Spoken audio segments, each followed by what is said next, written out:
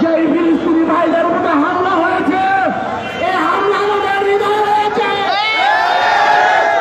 মুসলিম ভাইরা বিজ্ঞান জানায় ইসরায়েলের মতন দেশকে ধ্বংস করে দাও।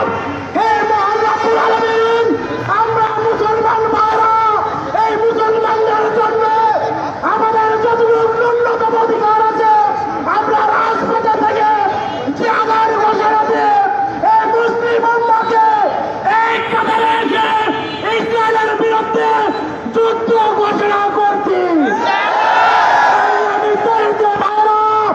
এই বাংলাদেশে আমেরিকার মতন দূতাবাসকে আমরা জ্বালিয়ে পুড়িয়ে দিয়ে বলতে চাই, মুসলিম জাহাজের বিষয় যে আক্রমণ হয়েছে সেটা সারা বিশ্বের কোটি কোটি মানুষের হৃদয়ে আগুন হয়েছে।